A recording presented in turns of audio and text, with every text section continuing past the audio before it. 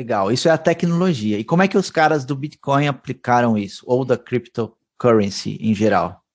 O pessoal de cryptocurrency percebeu que eles tinham que ter uma solução para essa questão. Eu estou usando o tempo da sua máquina. Então, assim, como que eu vou convencer você? Então, imagina, eu invento essa tecnologia. Não é uma tecnologia até nova, é até antigo, na verdade. É muito simples, está sincronizando arquivos. E seria um algoritmo tentando bater um desafio criptográfico. Então, assim, para bater desafios criptográficos, você usa processadores e cálculos e matrizes e tudo mais. É bem simples, na verdade. Só que todo esse tempo que você está deixando a sua máquina rodando e baixando um monte de arquivo, uma hora você vai ter que falar assim, cara, tá, e daí? Por que eu faria isso, certo? Tem que ter um certo valor para mim. Né? Tem que ter um certo valor para você, para todos os nós que estão fazendo mineração e participando dessa rede, tem que ter um certo valor. Então aí eles tiveram essa sacada de fazer, se a gente usar o próprio blockchain para manter um sistema financeiro alternativo, onde a gente usa a prova de trabalho, né, ou proof of work, como lastro. Então eles compararam, né, é mais para os economistas do que outra coisa, né? O lastro é o que o Banco Central tem ali em ouro, né, guardado, Em ouro, né, e mais ativos, né, e acaba, né, inflacionando, né, o valor da moeda e tudo mais. Mas assim, o ouro tem aquela coisa da raridade, né? Então uma coisa rara e difícil de encontrar te dá um certo lastro, então você consegue fazer uma conversão ouro para real, ouro para dólar, né? E o ouro é sempre a sua verdade, né? Então os caras pensaram, poxa, então a gente vai usar como lastro, ao invés da raridade, é outra raridade. É a raridade, assim, é o seu tempo de trabalho, é a energia que você está gastando, é a dificuldade do algoritmo, né? E eles acabaram fazendo um negócio que funcionou sem querer.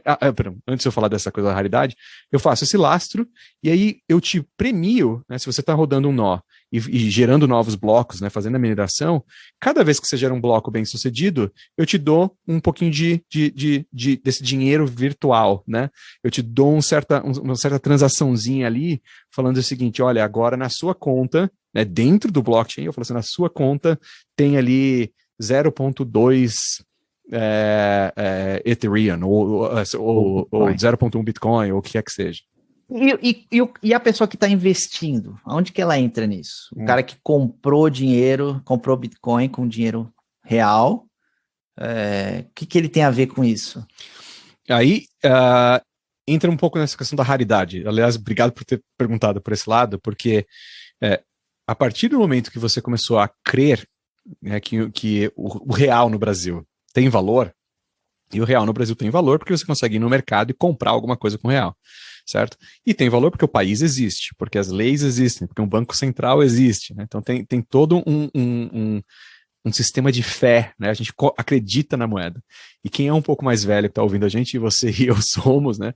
Na época da hiperinflação dos anos 80 e 90, ninguém acreditava na moeda. E a gente ficava mudando de moeda a cada 1 ou 2 anos, e corta zero, muda de nome. E a gente nem sabe mais que moeda que está usando, porque a gente não confiava, porque o sistema como um todo era ruim, né?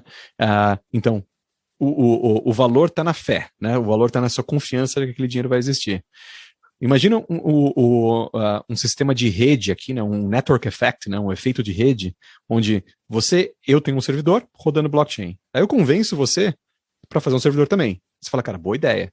Aí você vai lá e coloca na internet, eu fiz um servidor, aí convence outra pessoa.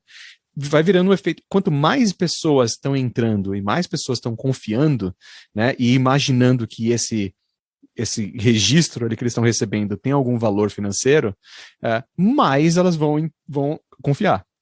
E é óbvio que eles fizeram os exchange houses, né? Que no meio do caminho eles fizeram são pontos de entrada ou saída para você fazer troca financeira. Real, com dinheiro real, que é falar assim, eu quero só comprar bitcoins, eu quero comprar Ethereum, eu quero investir nisso.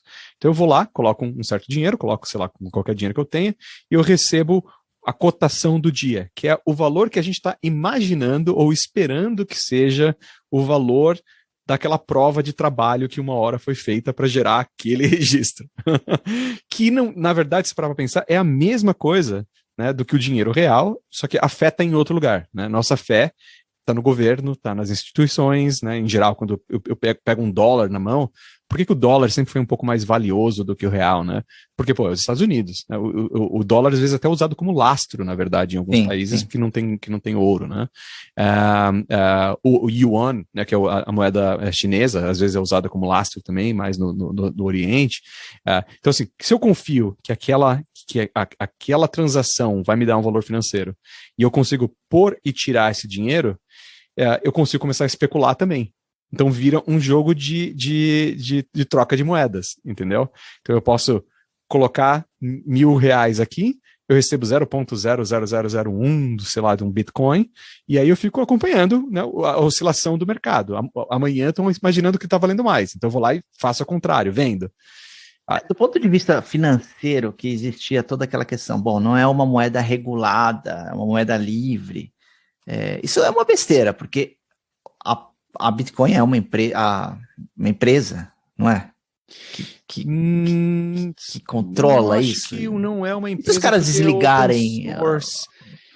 Não, o que acontece, mas é uma boa pergunta, porque assim, existe esse sonho que você mesmo citou, né, da descentralização, né, que é espalhar e garantir que qualquer um com acesso a um computador consegue baixar e ver tudo, certo? Do que está no bloco. Só que tem um problema. Cara, quantas pessoas têm centenas de terabytes para baixar um blockchain ou centenas de dezenas de milhares de dólares para comprar uma rede de GPUs para fazer cálculo do próximo bloco? Então, o que está começando a acontecer é investidores, entre aspas, não, a pessoa que já fez um certo dinheiro dentro do próprio sistema, investindo cada vez mais para rodar os nós. Então, está tendo um certo monopólio dos servidores que calculam. Então, a última vez que eu li, e é difícil fazer o tracing disso e monitorar, porque tem muita coisa ilegal, tem muita coisa rodando no dark web e tudo mais, mas existem algumas pessoas que calculam que cerca de 80% desses servidores abertos, entre aspas, pertencem ao mesmo grupo de pessoas. Existe até o conceito de fazer um pooling, que é, por exemplo, juntar você e mais uns 10 amigos, porque tudo isso é caro, né? E falar assim, gente, ó, cada um coloca 10 mil, né? Ou mais. Vamos montar uma redezinha aqui na Amazon e vamos fazer, né, o que a gente pode. Aí você faz a conta, a pessoa já tem até as planilhas. Você vai gastar $1.000 e poucos por mês de Amazon, com a expectativa de gerar tantos bitcoins a cada 4, 5 meses, que pagaria os custos em tese. Então você consegue fazer essa predição. Tem planilhazinhas na web para fazer isso o tempo todo. Mas legal, então assim, a gente já falou um pouco sobre a tecnologia em si, como ela funciona, bem high level, mas deu para entender como que os caras de criptomoedas se aproveitaram da tecnologia para criar um universo paralelo que afetou muito o mercado financeiro, a dinâmica de negócios. A criptomoeda ainda não é regulada, em muitos países, acho que, sei lá, nenhum país direito, é uma terra de ninguém que se usa para fazer coisa ilegal, né? Como é um dinheiro não rastreável, você pode cobrar por serviços absurdos, desde drogas até construção de bomba, tráfico de pessoas, existe de tudo. Hackers usam isso quando sequestram servidores, né? Eles pedem em cripto, porque é difícil ou impossível, na verdade, de rastrear. Teve notícias recentes de hackers que conseguiram hackear algum sistema desse e ganharam milhões, né, com isso também. O que acontece bastante, e teve uma época que acontecia direto, na verdade, agora acontece um pouco menos, nesses pontos de transação, você tem, por exemplo, eu invisto em cripto e eu invisto através de uma dessas casas de investimento, né? Então, a minha carteira cripto fica dentro dos servidores dessa casa. certo? Eles poderiam me dar a opção, né, de eu baixar minha carteira, né, ter tudo localmente na minha máquina, participar dentro do bloco como consumidor e tudo mais, mas é muito complicado para o consumidor final isso. Então, o que eles fazem? Eles seguram a minha carteira e me mostram uma interfacezinha bonitinha num app no meu celular, entendeu? Que fica atualizando de 5 em 5 segundos quanto dinheiro eu tenho. Dinheiro, entre aspas. Só que aí o que acontece? Se os servidores dessa casa de transação são invadidos, são hackeados, eu tenho acesso a todas as carteiras que tem lá dentro. Entendeu? Então, assim, isso era muito comum há um tempo atrás, porque essas casas de transação eram bem ruinzinhas, bem cagadinhas. Existe até algo a ser dito aí nessa questão assim, né, o quão é anônimo. Alguém me perguntou outro dia assim, como essa anonimidade funciona, né? Porque se eu estou comprando cripto, tô aqui, eu tô logando, né? Eu entro ali, eu tô colocando meu username e tudo mais. Então, assim, entre eu e a casa de transação, não é 100% anônimo, principalmente essas mais user-friendly, né? Essas mais amigáveis. Se você cair no dark web direto, tem coisas que você pode fazer direto, mas aí você tem que ter o wallet na mão, entendeu? Você tem que ter... E o seu wallet é um ID, então ninguém sabe quem você é, porque é um ID. Agora, aquele ID está conectado ao meu usuário na minha casa de transação, entendeu? Então, assim, se um dia o governo dos Estados Unidos resolver regular isso, e hoje é relativamente regulado, eu tenho que pagar impostos no que eu faço de renda, né, se eu fizer alguma renda em cima de bitcoins. Então, essa minha casa de transação é legalizada aqui nos Estados Unidos, ela me manda um relatório nessa época do ano para eu colocar no imposto de renda. Porque eles sabem que sou eu, e o governo também sabe que sou eu. Então, assim, não é tão anônimo, dá para ser anônimo, mas aí você tem que querer ser anônimo. Legal.